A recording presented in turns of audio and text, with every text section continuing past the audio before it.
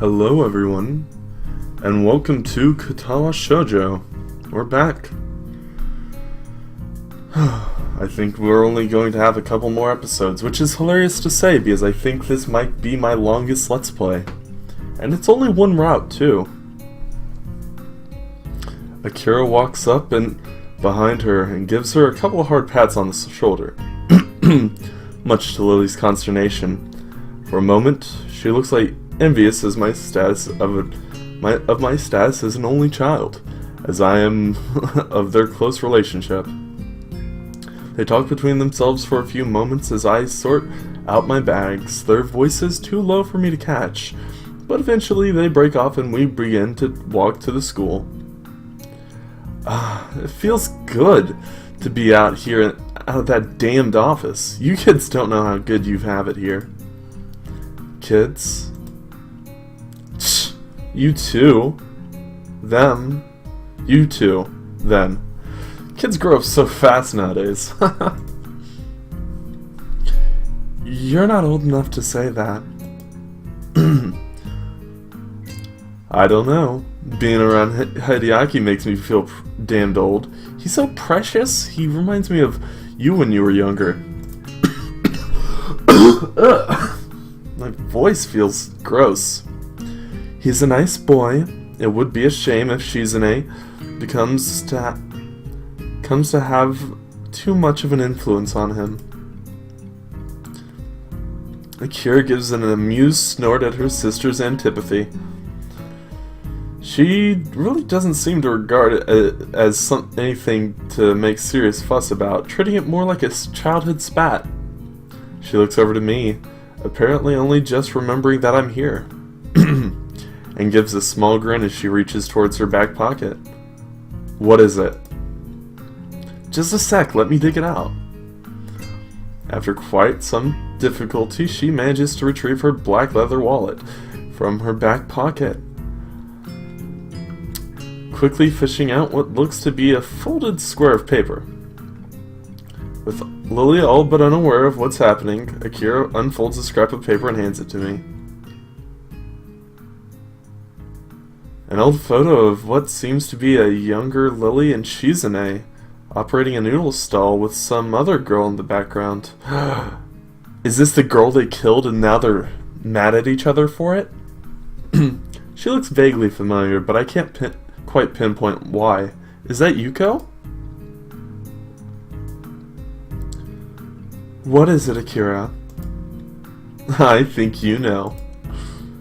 Lily mulls this over for a few moments before the realization dawns on her. Akira, you really needn't. It's fine, isn't it? Besides, it's like the only photo I have of the two of you since you entered Yamaku, where you're not at each other's throats. I look back at the paper, down onto the photo in my hand. It does seem strange to see Lily and Shizune working together so diligently without any signs of animosity. If the photos of them during Yamaku's festival, that means it must have been taken 1 or 2 years ago. In other words, the time that they were both in the student council together. Who's the girl in the back? She looks kind of familiar. Ha! I knew you wouldn't recognize her. It's Misha, before she went and dyed her hair pink. What? Misha's hair is not naturally pink? That's Misha? No way! It feels extremely strange to see Misha without her so distinctive hairstyle. Judging from Akira's tone, she doesn't take favorably to Misha's idea of fashion. I suppose that fact just accentuates how odd this situation is. Did they get in a fight over Misha's hair color? To think they were so friendly in the past, I wish I could do something to mend their relationship. You're being very quiet, Hisao. It just feels kind of strange to see you all so friendly like this. Lily moves to say something but stops herself. In the end, this isn't a matter for me. It's between Shizune and Lily and nobody else. Things change, unfortunately. I hand the photo back to Akira, who sighs as she folds it up and slides it back into her wallet. A little memory. quietly hidden away, to be pulled out again sometime later. Yeah, that they do. Initially, I thought Akira's reaction to be simply in response to the situation between Lily and Shizune, but she looks oddly glum compared to what I'd expect. Lily's expression has clouded as well. What's wrong? It's just I'll be going to Scotland fairly soon. You're leaving for Scotland again? For a long moment, Akira looks surprised. It's an ill-fitting expression for her. After a glance at Lily, she turns back to me as if she'd never done so.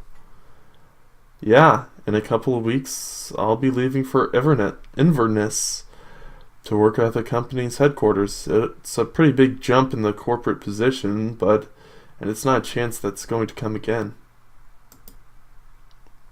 So Kira's gonna leave Japan on what seems to be a permanent basis? I can't help but feeling that my assumption that we could all live happily while away our days while having fun in this isolated little world is coming to an end. It's unsettling. Looking at Lily, mildly surprised that she hasn't told me such a bit thing despite usually being so forthcoming. She continues to walk with her face fixed, pointed ahead. I can't read her expression, nor can I even guess what's on her mind, which is discomforting given how it's usually easy for me to do both. It reminds me of the time we met at the Shanghai, just before what could be called our first date. At the time, all I could do was comfort her without knowing the cause, and now feels no different. Not being able to help people that you really care about stinks.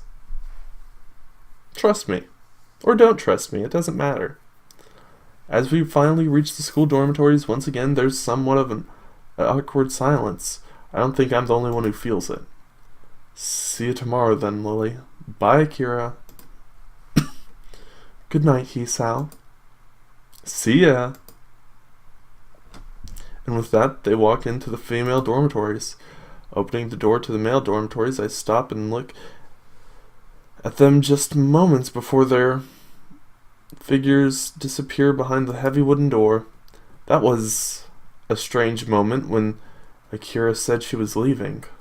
While that wasn't the first time when my thoughts regarding my new life had been called into question, it's probably the first time to do it quite so profoundly. I still don't know what to make of Akira's reaction, much less of Lily's. The night's chill reminds me to get back to my room before I catch something, my bag pulling down on my arms, seemingly redoubled weight. If nothing else, I have a date with her set up for the weekend. I just need to stop overthinking stuff and get on with things as they are. The exams are still ongoing after all, with the trimesters end and the summer holiday beginning soon. There will be plenty of time. There will be plenty to keep me busy for a while. My eyes are so icky. As I give a yawn and retreat inside, my thoughts turn to what Lily will decide to set as the location of our weekend rendezvous. Reservoir. That's silly. I'm excited for this date that me and Lily are gonna have. Ooh, is this the date? I'm pretty sure this is about the last thing I had in mind when Lily said she'd decide where to have our date. No man nor woman is dressed in anything but their finest, their formality only matched by that of their surroundings. Rich red wallpaper adorns the walls as the city lights fall far below, flicker and glow. Combined with this sexy jazz, hum of quiet speech and high-pitched clattering of cutlery and wine glasses, the mood is very formal, yet relaxed enough for me to not to feel too uptight, despite this being our first real date. Once we get seated, our waiter leaves to attend to others with a quick bow after an appreciative nod from Lily. Far from being depending on my help, Lily's managed to navigate herself around surprisingly easily so far, despite the unfamiliar environment. A light brush here and a light and there, and she's generally quite deft at orienting herself as needed. Oh, Lily, that's a good outfit. Red and gold? Ooh, make my heart flutter. My eyes look to Lily's. I can tell from her face that she's listening to her surroundings just as hard as I'm looking. Truth be told, my eyes are lingering on her each time they sweep across the room. The red cheongsam she's wearing accentuates her figure very well and shows off her legs. Even her hair is done up, and the smell of perfume is just noticeable. While my black suit may be a rental, I managed to select an appropriate one. It feels surprisingly comfortable considering I've rarely worn one, and fits the setting as well as Lily's attire. Ah, it's good to hear I'm dressed up too. Just because you're dating a blind girl doesn't mean you can't dress up, alright? I guess this is a new experience for both of us? She turns somewhat sheepish. I've never come to a place such as this before, no. One hell of a first date, that's for sure. It's going to be pretty hard for me to top this. A small giggle. Even now, our nervousness is dissipating. Her hand skates along the center of the table until it touches the menu, which she takes in both hands and brings to her face. Hisao? As she lowers the beige laminated sheet just below her eyes, I can see another sheepish look. I doubt asking the waiter for a menu in Braille would be productive. I can read it out for you, no problem. I can eat you out, no problem. I take mine and give it a quick read, my small grin faltering.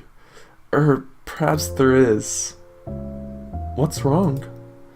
There are quite a few items on here, and I'm not completely sure how to pronounce a few of them.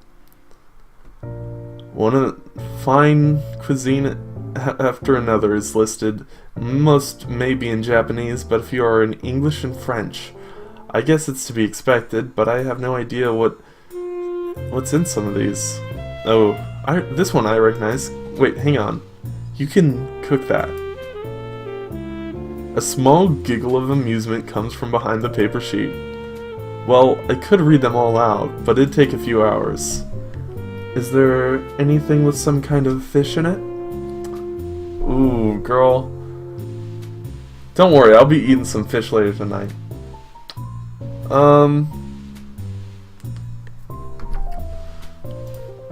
Let's see here. No. Aren't those poisonous? No. They eat that? No. Here we go. A tuna salad seems to be a good bet. From the picture, it looks like it'd be pretty filling as well. That seems to be a reasonably safe option. Let's order 2 then. I'm pretty sure a couple of these dishes are from poisonous animals. I've had enough deadly run-ins for now. What, you don't eat a little bit of blowfish? Come on.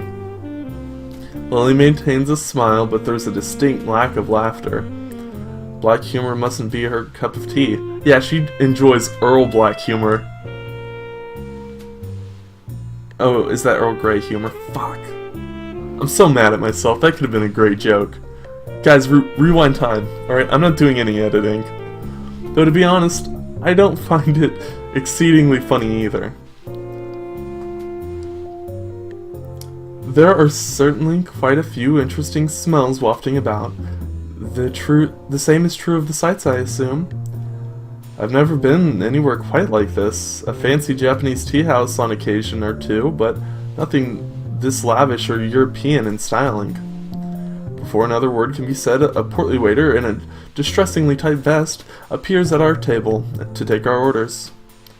Provençal tuna salad, niçoise, please. 2. I hope I didn't mess up the pronunciation of that too badly. Even if I did, he doesn't show it. And may I have a glass of Chardonnay, please, Hisao? Oh, the same. We're gonna get carded, Lily. Alright? We're gonna get carded. We're too young. We're in high school. I'm just kidding. Maybe. Am I? How old do you have to be to drink in Japan? Fuck if I know. As the waiter nods and leaves, I suddenly realize what I said by absent-mindedly mimicking Lily's answer. I regret it pretty quickly. Alcohol? Only a bit. This girl has an odd propensity to getting hooked on things. Well, that makes 2 of us because I'm absolutely hooked on you, Lily Satao. Surprising that they didn't ask for ID. Then again, I guess we both do look mature for our ages. I'll have to take your word for it. I'll add that this isn't what I'd call the type of place to ask for such things, though. Good point. We both relax a little into our seat, trying to take our minds off the choking formality of the surroundings. And as soon as we do, the waiter reappears at our table with 2 empty glasses and a bottle, contents of which are quickly and professionally poured into the former. We both nod politely as he leaves. Lily taking her glass and gently moving it from side to side. The liquid glistens as it moves around the glass, and I have to admit, it makes me a little less regretful for ordering the same. I guess it must take effort to judge how much liquid is inside based only on its center of balance. Maybe it's like her origami, taking every little chance to practice her dexterity. I guess I'm not surprised that you know about a place like this. Those who have money would, I suppose. Oh shit. Don't make this a weird money thing, alright? Please, Hisao, don't. It never turns out well. This reminds me of just how completely different our upbringings were. In Yamaku, it's easy to forget about social and economic disparity between students all wearing the same uniforms, living in the same dormitories. Well, Akira was the one to tell me of it. She's come here before, apparently. So that's why they were that's what they were conspiring about on Friday. And you chastised me for cheating. That's not cheating. It's simply making use of personal contacts. If you say so. Still, I get the feeling you're more familiar with this kind of restaurant than I am. She pauses a moment, a wistful look on her face before softly smiling. The compliment seems to brighten her mood. You can thank my former school for that. If I were to appear any less, they'd be gravely disappointed. She has her previous schooling before, but now I'm kind of curious. She seems to think a lot about her past, so I don't see any problem in asking. What was that like? It was a prestigious all-girls and Catholic. Ooh, sweetie, you're gonna do damage to me if you dress like that and start talking about Catholicism. These facts made my parents choose it for me. Many wealthy families sent their daughters there.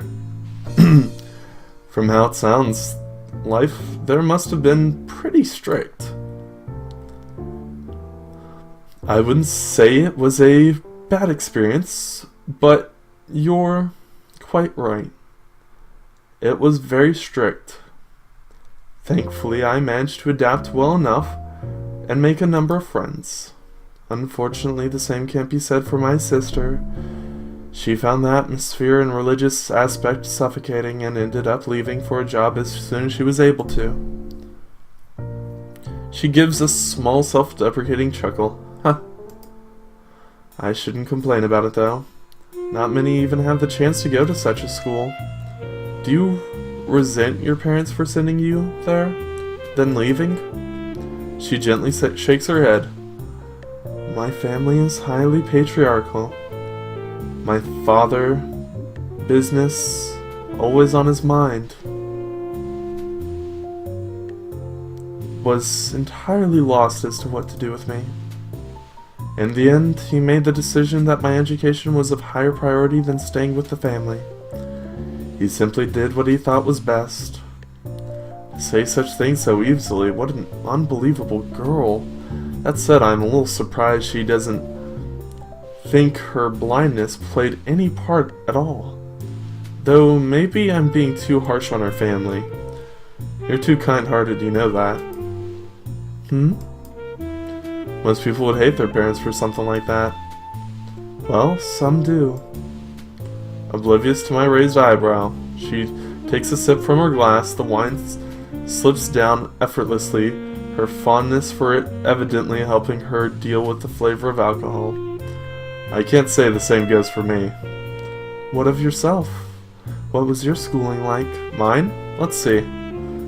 It was a fairly normal public school, I suppose, maybe a bit busier than the norm. I did quite well in class and played in the soccer club. Since I'm an only child, parents both worked a lot and I wasted a lot of my free time and money at the arcade with my 3 friends. No matter how much I played though, I never did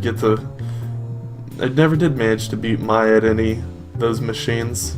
Even Takumi and Shin, people I've never seen in this game before, lost to her when they tried. Then I'd be left trying to be a responsible adult when Shin and Mai fought again. Just the 4 of us aimlessly enjoying our childhood. Those were some pretty silly times. I catch myself as I realize I'm starting to zone out.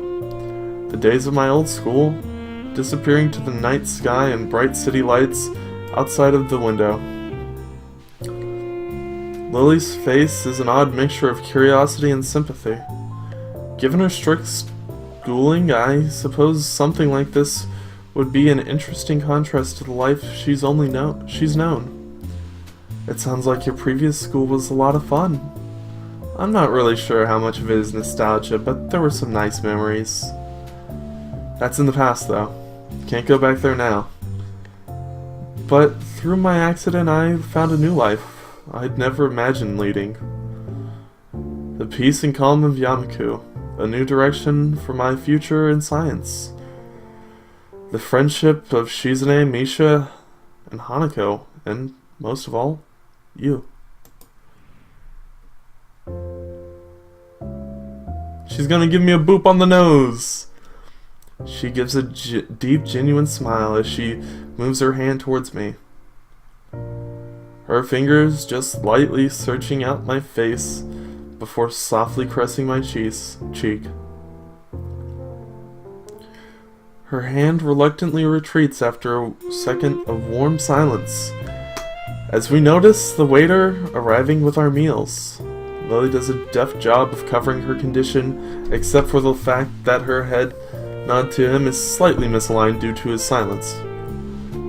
She really seems to work hard at appearing as normal as possible in public. While I noticed it long ago, I still can't quite gauge if it's a want to not be treated differently, a slight sense of vanity, or some mixture of both.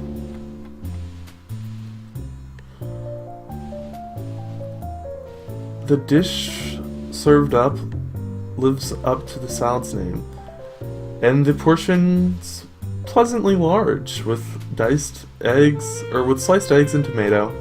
Really looks quite appetizing. Lily takes her knife in one hand and fork in the other, and quickly gets to work on the dish, as I do. It's later than when we usually have dinner, so we're both eager to dig in. My cautious skewering of leaves and vaguely meat-like squares with my fork is matched by Lily's silent and measured prodding and chewing.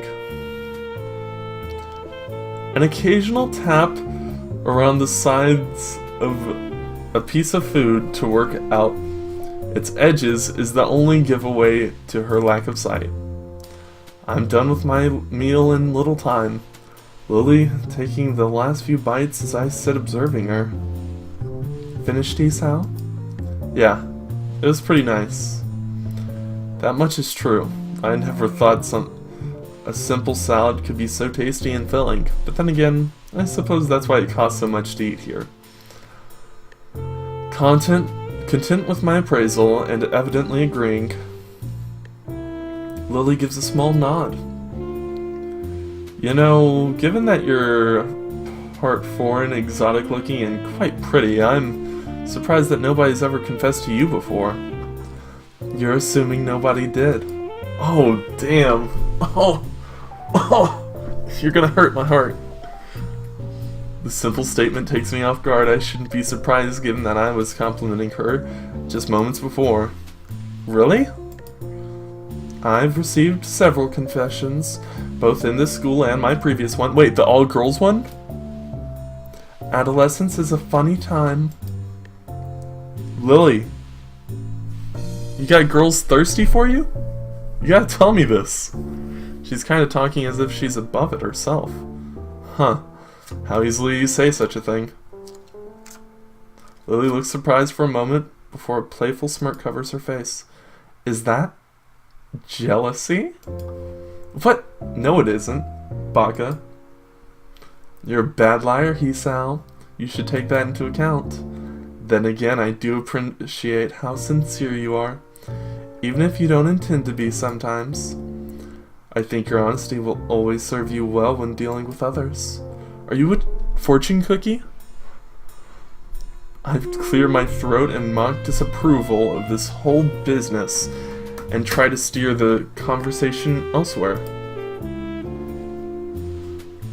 To tell the truth though, I do prefer solitude to being surrounded by others. I don't think I could maintain a social circle like you do. She contemplates this for a moment. I don't think that's true either. You literally met like 6 people at least. And also, wait, and my sister. There's a lot of people actually in this game that have sprites. And you're gonna tell me that you don't like having a social circle? Isn't that all this game is really doing? Is making you pretend you have a social circle? And you get on... I mean, I've seen how gentle and caring you are around Hanako, and you get on marvelously with others, even those you hardly know. I think you're quite adept at social situations, but on that note, what of your confessions, Hisao? I'm sure someone like you must have had at least one admirer. As I open my mouth to speak, I can feel my face turning slightly dour. At times like this, I secretly appreciate the fact that she can't see my expressions. Just one. Her name was Iwanako. She confessed to me. It was when she confessed to me that I had my heart attack, there in the woods during winter. Lily finds herself speechless, not expecting for the topic to move into such an area. My condition has always been something of a concern for her, something that I strive to minimize despite my body's best efforts to the contrary. Afterwards, she visited me for a while when I was in the hospital. For weeks she came in and talked. It was usually small talk or classroom gossip, but that was enough. But eventually, she just stopped coming. She was there every day, then every other day, then once a week. Then finally one day, she just stopped visiting entirely. Did you ever see her again? Wrapped in my own little world, I shake my head before remembering the futility of the gesture. Guys, be honest with the ones you love. The memory of that single letter Imanako sent me comes back to my mind. I never saw her again, but after I was sent to Yamaku, she wrote me one letter. Lily's face shows an expression I know well. I've piqued her interest. I'd be slightly offended that it's simply a matter of curiosity for her, but she's never been very good at masking her reactions. In hindsight, it really doesn't say much. What was going on in my old class, how she was ferrying, and almost as an afterthought, that it was probably best for us both, for the both of us, that we didn't see each other again. After reading it, I ended up reassessing a lot of things I thought I'd managed to work out. For the most part, that letter reminded me that the world around me was still moving, and just how much I'd become isolated from it. And I guess it also reminded me of what I'd lost. She gives the information some thought before her face lights up in realization. No doubt she's worked out that it was this letter which had contributed to my angst during that trip lunch on the rooftop. It's a rare sight to see Lily quite so lost for words. Her entire persona is a little deflated. Call the Brady boys up. From her earlier rapt interest. As charismatic as she is, in the end, that isn't any replacement for life nor relationship experience. Perhaps it is better she sent it than not. How's that? It can be difficult to work out how best to communicate with those you haven't met in a long time, all the more so considering your separate situations. Instead of doing what was easiest, she built up the courage to talk to you one last time, not only for her sake, from how it sounds, but for yours as well. Maybe. I don't hate her for it. Not that I really ever did, but I don't know. Probably a more non-committal answer than I should give, but it isn't without cause. I've never looked at the situation from Iwanako's perspective like that before. Seconds pass in silence before Lily speaks again. Moving to Yamaku must have been hard for you. Having your friends, and even your girlfriend, taken from you for no fault of your own.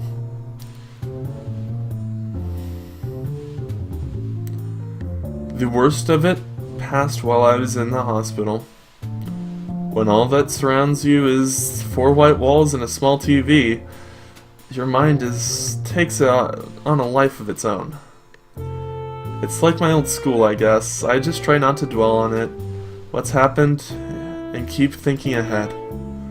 All that reminiscing does is get me down, and it's largely thanks to you that it feels like all these things are finally getting back on track. That's pleasing to hear, Hisao. She lowers her face slightly, her expression pensive. I guess I went too far and embarrassed her.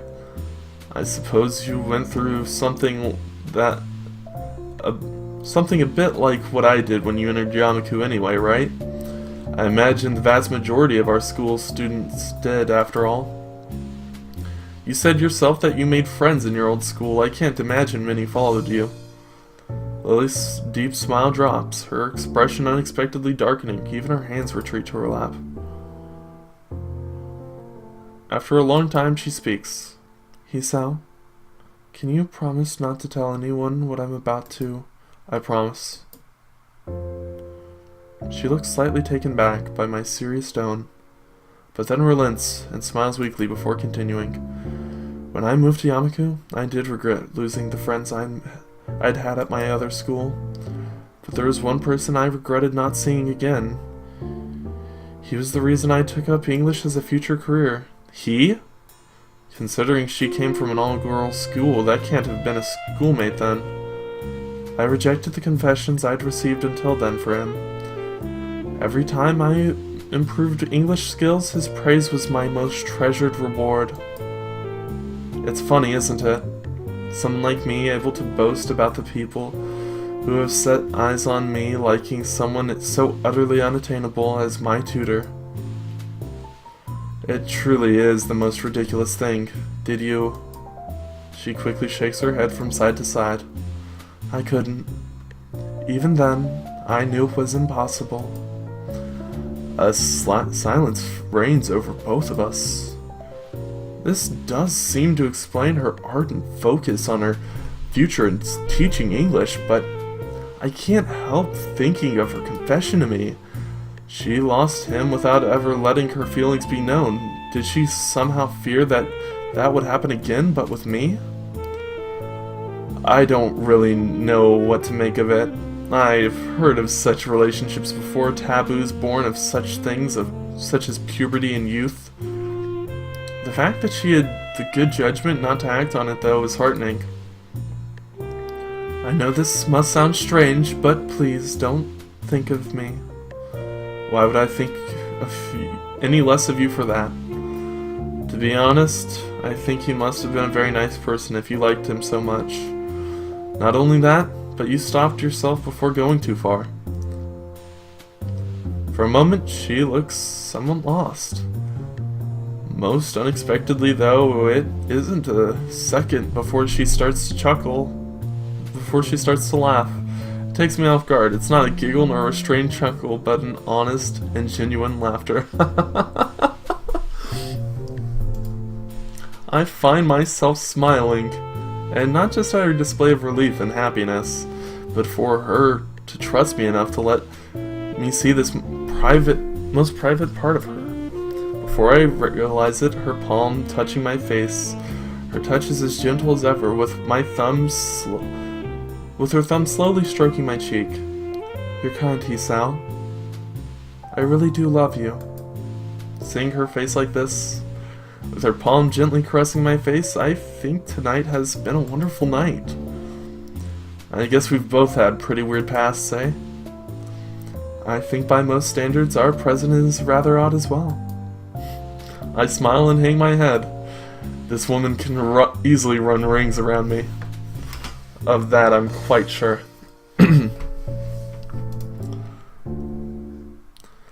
I look back around the room with its continuing quiet hum of patrons. This place probably fits into the odd category too. It's a tad overbearing. That's one word for it, yes. I catch the eye of the scurrying waiter, a short, scrawny guy no older than 20. He kind of reminds me of Kenji, though unlike him, the waiter isn't dressed for winter, midsummer. Ugh. After a curt bow and an offer to remove our plates, Lily asks for the bill politely and softly. With expert coordination, he maneuvers around the tables, our plates in hand, to retrieve our bill. In no time, he reappears through the doors, smartly handing our bill to Lily, who promptly hands it to me, causing him to raise an eyebrow. As I read the small computer printed leaflet, the cost is considerably more than I expected. Hisao? I quickly stammer out the amount, to which Lily merely nods and reaches for her purse. Giving her card to the waiter, he disappears once again. That was a disproportionately large amount of money. The statement seems to make Lily slightly uncomfortable. My family leaves me more than enough for my education. The same goes for my sister, though she dislikes being reminded of that fact. That said, I too dislike throwing money about, but this one time I think I can make an exception. Just for you. Oh, dang, Lily, you're so sweet. You're so sweet to me. Not only did you choose our date, but you paid for both of us as well. She's not gonna go Dutch at this point, come on. I take the bridge of the nose in my fingers. I can't believe how high you set the bar for our next date. She gives a small giggle. I'll be looking forward to it, Hisao. Damn. The waiter reappears beside us, as if by magic, and hands Lily's card back to her. Evidently picking up on her lack of sight, he places the card in her hand with an extra, perhaps unneeded, amount of firmness to make sure of her grip. Leaving, he exercises a measure of diplomacy by keeping a neutral face despite my own expression. Clapping my hands together, I stand up from my seat in order to bring an end to our night out. Shall we be off then, my lady? Ugh, that kind of makes me feel weird, but whatever. Ah, is this the epilogue? I don't want to end it at the epilogue. Let's... Oh my god. We'll do one more scene. Yeah! I snap upwards out of my sheets and sit bolt upright in my bed as if an electric shock had just went through my body. The night air feels cold against my sweat on my bare skin, my breathing short and rugged, nearly to the point of hyperventilation, mind racing. I bring my hand to my head and attempt to soothe my body's panicked state. It takes me a number of seconds to realize my hand is shaking violently as I press it against my face. More seconds pass in complete silence, my desperate attempts to subdue my body and mind slowly, thankfully, working. Gathering myself, I start taking measure of the state I'm in. It feels like I've run a marathon, every muscle tensed and sweat practically pouring off of me. I carefully direct my attention to the beating of my chest, measuring out the rhythm in my head. Sure enough, my unreliable heart is functioning properly, for once. Just what the hell was that? A heart attack? A bad nightmare? Medicine side effects? I've heard about panic attacks, and this does seem to have the hallmarks of one, but I can't be bothered to think about it right now. I feel utterly exhausted, completely awake after this experience. I look over to the other side of my bed, the pale white of the silent figure's face almost glowing in the nighttime darkness. Just the sight of her is enough to calm me down significantly. Oh, you sleeping together, boy?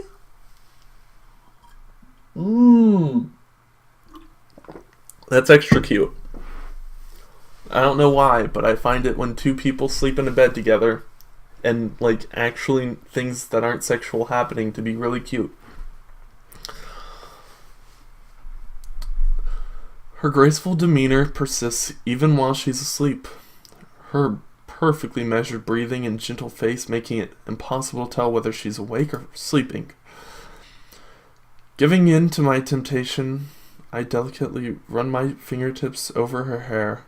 Her skin is soft to the touch, as it has always been, yet warm even in the cold night. It's at times like this, I silently appreciating each other's presence, that I feel we're the closest. My fingers stop at her wrist, and I bring my hand back down to the bed beside me. I'm not entirely sure why, but as we become ever closer to each other, it felt as if something grew between us. I'm not entirely sure what it is, nor whether it existed before we'd fallen in love.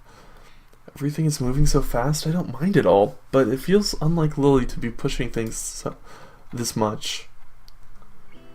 Thankfully, there aren't any students milling around in the hallways at this hour of the morning, lest I be interrogated as to why I'm carrying 2 plates of breakfast to my room, while dressed in an obviously hastily donned uniform.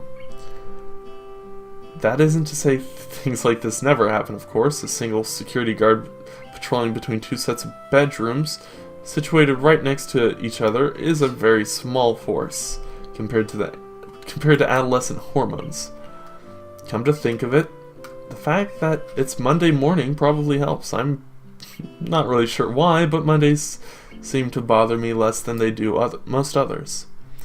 It takes a little creative use of my hands and elbow, but eventually I managed to work the door to my dormitory room open again. Stepping inside, I see Lily is just getting up from bed and hardly rubbing her eyes. She looks a mess, just like most other times I've seen soon after she wakes. She really isn't a morning person. Sorry, I didn't mean to wake you. She groggily shakes her head, the morning light illuminating her very pleasant sight. It's okay, I needed to get up anyway. What time is it? I put my plate down on my desk and turned the clock around to check the time. Still early, don't worry, there's plenty of time left before school. She sits on the side of the bed and begins to sniff the air. As she does, I quickly move her plate away to put it on the desk beside me. Yes, I got us some breakfast, shower, And clothes come first, though. Ooh. Are we gonna shower together? That's scandalous. She stands still for a moment. I mean, come on. The bathtub was one thing, but showers? She stands still for a moment, with her chin poking slightly outward. I gladly acquiesce and press my lips to hers, savoring the soft feeling before breaking off. With a small, sweet smile, apparently quite satisfied, she slowly makes her way to the showers. I stretch to try and wake myself a little more, briefly looking at the steaming dishes on the desk. Rice, fish, miso soup, and some vegetables, a standard breakfast for a somewhat unusual day. I grab the balls from my desk and start taking my daily regimen of pills. Sometimes I wonder what these things are even good for, given all the troubles I've had since the initial accident. I can't even say that it doesn't hurt to take them, considering the side effects so far. Well, whatever, doctor's orders are that I have to take them, and rationality suggests that I'd be well served to trust his judgment over mine.